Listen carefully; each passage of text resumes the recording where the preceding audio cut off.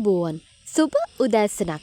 අද 2026 මැයි 8 සිකුරාදා. මෙන්න අද දවසේ වැදගත් නිවුස් 3. පළමු පුවත.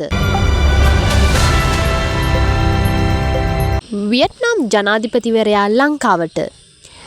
වියට්නාම් සමාජවාදී ජනරජයේ ජනාධිපතිවරයා ඊයේ රාත්‍රියේ දිවයිනට පැමිණියා. නිල සංචාරයක් සඳහා පැමිණි ජනාධිපතිවරයා අද දින ශ්‍රී ලංකා පාර්ලිමේන්තුව ඇමතීමට නියමිතයි. දෙරට අතර වෙළඳ හා රාජතාන්ත්‍රික සම්බන්ධතා තවදුරටත් ශක්තිමත් කර ගැනීම මෙම සංචාරයේ ප්‍රධාන අරමුණ බව විදේශ කටයුතු අමාත්‍යාංශය නිවේදනය කළා. එවන පුවත.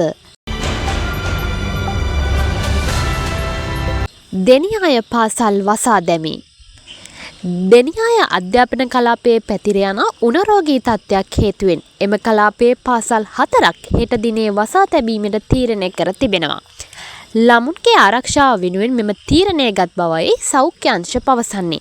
රෝගී තත්ත්වය පාලනය වන තුරු පාසල් නැවත විවෘත කරන දිනය පසුව දැනුම් දෙන බව අධ්‍යාපන බලධාරීන් සඳහන් කර තිබෙනවා.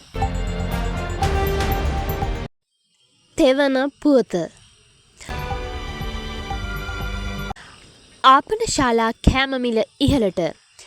ගෘහස්ත ගෑස් සිලින්ඩරයක මිල ගණන් ඉහළ දැමීමත් සමගම දිවයින පුරා ආපන ශාලාවල කෑම වර්ගවල මිල ගණන් ඉහළ දමා තිබෙනවා.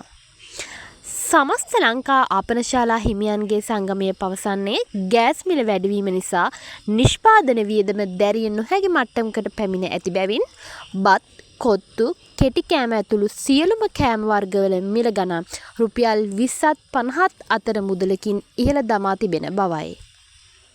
ප්‍රවෘත්ති අවසන්. හෙටත් උදැසන 5:30ට නැවතත් හමුවෙමු. වීඩියෝ එකට ලයික් එකක් දාලා channel එක subscribe කරලා bell icon එක click කරලා තියාගන්න.